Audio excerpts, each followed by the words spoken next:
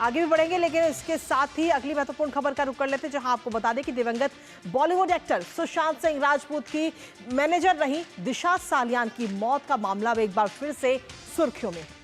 दिशा सालियान के पिता सतीश सालियान ने अपनी बेटी की मौत नए सिरे से जांच कराने के लिए बंबई हाईकोर्ट का दरवाजा खटखटाया है और साथ ही सीबीआई जांच की भी मांग की है।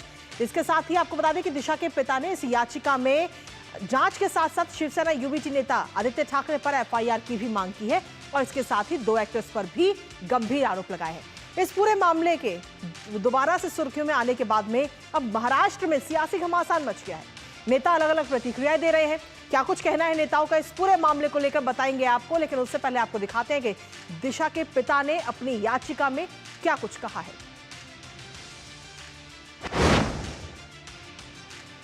तो आपको बता दें कि 4 साल बाद दिशा सालियान केस में अब एक ये नया मोड़ आया है, जहां पिता ने बॉम्बे हाईकोर्ट का दरवाजा खटखटाया है और अपनी इस दायर याचिका में सीबीआई जांच की मांग इस वक्त दिशा के पिता की तरफ से की गई है कि इस पूरे मामले की नए सिरे से जांच हो, सीबीआई जांच हो।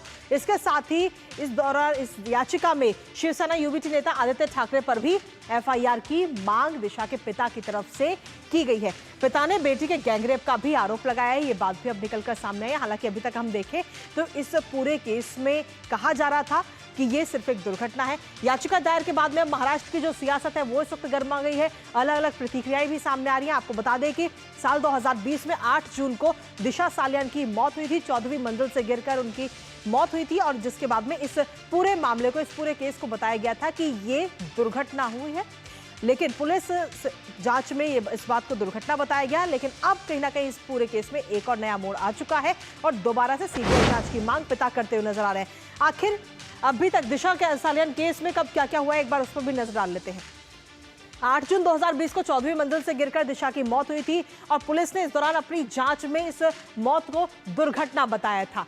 इसके साथ ही पुलिस ने उस दौरान जो जांच की थी उसमें इसको दुर्घटना बताया गया, जिसके बाद अक्टूबर 2020 में सुप्रीम कोर्ट ने मौत की जांच की याचिका पर विचार नहीं किया। जो मौत की जांच की याचिका जो दायर की गई थी उस पर नवंबर 2020 में बॉम्बे हाईकोर्ट ने सीबीआई जांच की मांग वाली जो याचिका थी उसको खारिज कर दिया गया नवंबर 2020 में।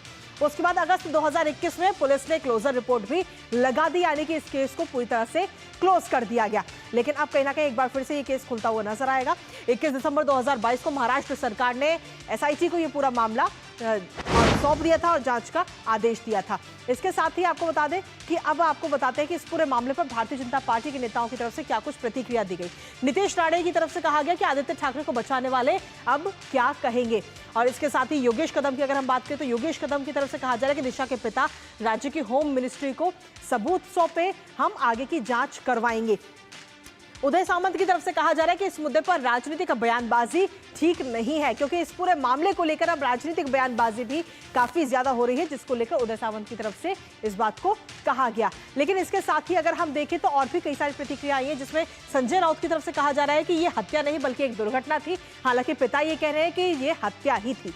इसके अलावा अनिल देशमुख की तरफ से कहा जा रहा है कि दिशा सालियान के पिता से मामले की पूरी जानकारी ले रहा हूं। अनिल देशमुख कह रहे हैं कि इस पूरे मामले में अब क्या कुछ उनके पास सबूत है उसकी जानकारी वो ले रहे हैं। रोहित पवार की तरफ से कहा जा रहा है इस पूरे मामले को लेकर कि अपनी बेटी के लिए न्याय मांगने वाले को न्याय मिलना चाहिए। तो ये तो रही नेताओं की प्रतिक्रिया कि क्या कुछ प्रतिक्रिया अभी तक सामने आई इस पूरे मामले को लेकर। हमारे साथ हमारे सहयोगी योगेश इस वक्त जुड़ रहे हैं, सीधा उनका रुख करेंगे। योगेश, इस पूरे मामले में अगर हम देखें तो अब एक नया मोड़ सामने आ चुका है और जब दोबारा से बॉम्बे हाईकोर्ट जब पिता पहुंच रहे हैं तो वहां पर सीधे तौर पर हम देखें तो महाराष्ट्र की राजनीति पर सीधे तौर पर असर हो रहा है और अलग अलग प्रतिक्रियाएं भी मिल रही हैं। शिशिर, बिल्कुल, देखिए इस वक्त अगर देखा जाए तो कल शाम से हमने देखा ये खबर जो है महाराष्ट्र के राजनीतिक गलियारों में हलचल मचा चुकी है। कल जब दिशा सालियान के जो पिता है उन्होंने एक याचिका दायर की थी और उस याचिका में उन्होंने कहा था कि उनकी बेटी की आत्महत्या नहीं बल्कि हत्या हुई, और इस हत्या में अगर देखा जाए कई बड़े नाम शामिल है। जो याचिका उन्होंने दायर की है उसमें अगर देखा जाए आदित्य ठाकरे समेत बाकी बॉलीवुड इंडस्ट्री से भी कुछ सितारे हैं जिनका नाम इस याचिका में दायर किया गया है, डाला गया है, और उन्होंने ये मांग की थी कि इस बारे में जो है निष्पक्ष तरीके से जांच की जाए और जो आरोपी है उनके खिलाफ एफआईआर दर्ज की जाए। ये उनकी याचिका थी। इस याचिका के बाद हमने देखा कि महाराष्ट्र में इस वक्त विधानसभा का सत्र शुरू है और यहाँ पर खास तौर पर महाराष्ट्र के विधानसभा में जब ये मामला लाया गया तो सदन जो है 10 मिनट के लिए स्थगित कर दिया गया। बीजेपी के विधायक जो है अमित साटम और नितेश राणे द्वारा ये मामला उठाया गया, तो जहां पे उन्होंने मांग की थी कि तत्कालीन सरकार ने इस मामले को दबाने के लिए प्रयास किया है, इसकी निष्पक्ष तरीके से जांच नहीं की गई है। हालांकि तत्कालीन सरकार के जो कि मंत्री है आदित्य ठाकरे, उनका नाम इसमें शामिल था और इसीलिए सरकार ने ये विषय जो है दबाने का प्रयास किया। इस प्रकार से आरोप विपक्ष ने जो है सत्ता पक्ष ने जो है लगा है विपक्ष के ऊपर। वही दूसरी ओर अगर देखा जाए तो नितेश राणे ने यह मुद्दा हमेशा से ही आगे रखा है। उन्होंने कहा कि कई बार उन्होंने इस बारे में जो जिक्र किया था, कुछ सबूत उनके पास जरूर थे इस बारे में। हालांकि उन्होंने कहा था कि जरूरत पड़ी तो वो एसआईटी के सामने भी जाएंगे, लेकिन नितेश राणे का ये कहना है कि जो एसआईटी पिछली सरकार के कारण, मतलब तत्कालीन सरकार के वक्त जो बनाई गई थी, उसमें कुछ अफसर थे जो इस केस को दबाने का प्रयास कर रहे थे और इसीलिए वो एसआईटी के सामने नहीं गए। इस प्रकार का पत्र भी उन्होंने लिखा है। तो जाहिर सी बात है कि अब ये मामला सिर्फ कोर्ट में नहीं बल्कि राजनीतिक गलियारों में तूल पकड़ता हुआ दिखाई दे रहा है। जिस प्रकार से कई सारे तथ्य जो है ये राजनेता कह रहे हैं कि हम उजागर करेंगे, तो ऐसे में इन सभी बिंदुओं पर जो है विचार करने की जरूरत है। सदन में एक बात उठी, सदन में एक हालांकि जो गृह मंत्री, एक राज्य मंत्री है, उनसे ये पूछा गया कि क्या सरकार इस बारे में कोई कदम उठाएगी, तो उस बारे में जवाब देते हुए जो गृह राज्य मंत्री है महाराष्ट्र के योगेश कदम, उन्होंने कहा कि इस वक्त ये न्यायिक प्रक्रिया है, जो कोर्ट आदेश देगा उस पर जो है कार्रवाई की जाएगी। इसका मतलब स्पष्ट है कि इस वक्त कहीं ना कहीं कटघरे में आदित्य ठाकरे समेत बाकी बॉलीवुड सितारे भी मौजूद है, जिनका जिक्र जो है इस एफआईआर में किया गया है। अब सरकार इसके ऊपर क्या कदम उठाती है देखना होगा। हालांकि इससे पहले अगर देखा जाए 2022 में एक एसआईटी का गठन भी किया गया था और इस वक्त अगर देखा जाए सत्ता पक्ष विधायक है वो ये कह रहे हैं कि जो एसआईटी का गठन 2022 में किया था, आखिर उनकी फाइंडिंग्स क्या है, उनकी रिपोर्ट्स की फाइंडिंग क्या है, वो भी लोगों के सामने रख देनी चाहिए। तो ऐसे में अब ये सभी मुद्दे जो है किस प्रकार से जांच की गई है सामने आएगा और साथ ही साथ जिस प्रकार से विपक्ष सत्ता पक्ष आरोप लगा रहा है कि कुछ लोग इसमें तत्कालीन सरकार के मंत्री भी शामिल थे, तो इस बारे में भी जो है दूध का दूध और पानी का पानी होना चाहिए। इस प्रकार से मांग जो है सत्ता पक्ष बीजेपी के विधायक इस वक्त कर रहे हैं। लेकिन योगी शिशिर, अगर हम देखें तो इस पूरे मामले में आगे तो जांच होगी ही, लेकिन साथ ही अब इसमें आदित्य ठाकरे का भी नाम सामने आ रहा है और संजय राउत कह रहे हैं कि ये सिर्फ एक दुर्घटना ही थी और ये हत्या नहीं थी। ये बात उनकी तरफ से कही जा रही है, यानी कि आदित्य ठाकरे का पक्ष लेते हुए संजय राउत इस वक्त नजर आ रहे हैं।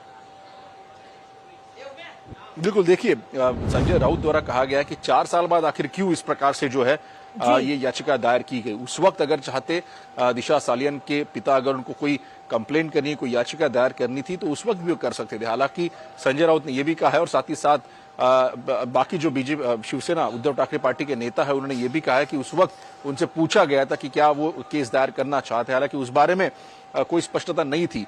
और अब 4 साल बाद जिस प्रकार से मुद्दा एक बार फिर से सामने आया है, कहीं ना कहीं ये शंका के घेरे में है, ये कहना संजय राउत का है। लेकिन उसी का तर्क अगर देखा जाए, जिस प्रकार से इस वक्त नितेश राणे हो या फिर अमित साटम हो, उनका ये कहना है कि उस वक्त जो है दिशा सालियन के परिवार पर सरकार का दबाव था और इसीलिए वो खुलकर इस बारे में बात नहीं कर रहे थे। ये आरोप जो है इस वक्त बीजेपी के जो विधायक है वो लगा रहे। तो ऐसे में अब ये दावे प्रतिदावों का इस वक्त जोर है, लेकिन जाहिर सी बात है इस वक्त मामला कोर्ट में है, तो एक बार फिर से क्या सरकार इसकी जांच कराती है, निष्पक्ष तरीके से कराती है और कौन सी फाइंडिंग्स हालांकि जांच में सामने आती है, देखना काफी महत्वपूर्ण होगा। बिल्कुल, बहुत बहुत शुक्रिया शिशिर, तमाम जानकारी और अपडेट्स हमारे साथ साझा करने के लिए इस खबर को लेकर। साथ ही इस खबर पर आप अपनी नजर लगातार बनाए रखिएगा, चर्चा करेंगे इसको लेकर। और लेकिन इसी के साथ फिलहाल न्यूज पॉइंट में वक्त एक छोटे से ब्रेक का है, आप बने रहिए हमारे साथ क्योंकि ब्रेक के उस पर आपको बताएंगे मेरठ से सनसनीखेज मामला।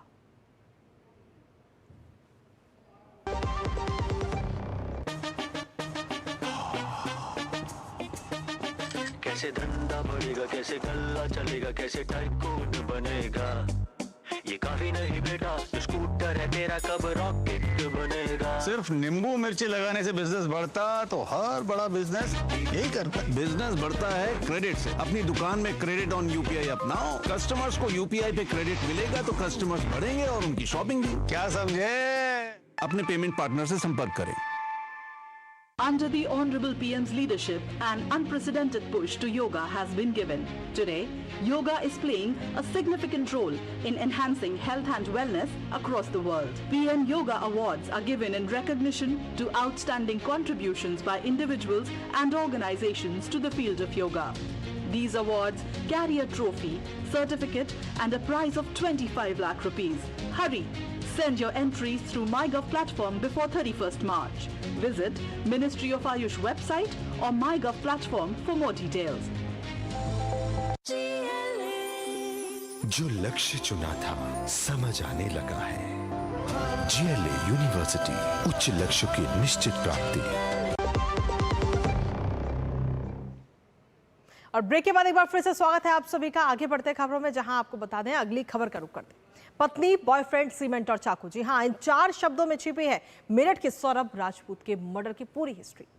प्यार, शादी, धोखा और फिर कत्ल की ऐसी डरावनी कहानी जिसको सुन के हर किसी की रूह कांपती है। जी हां, मेरठ के सौरभ राजपूत हत्याकांड ने सभी के होश उड़ाकर रख दिया और हर और यही चर्चा है कि कैसे कोई पत्नी अपने ही पति को अपने प्रेमी के साथ मिलकर ऐसी दर्दनाक मौत दे सकती है, और साजिश ऐसी कि किसी को भी भनक तक नहीं लगी। इस मामले के सामने आने के बाद हर कोई ये सोचने पर मजबूर है कि आखिर समाज किस ओर जा रहा है।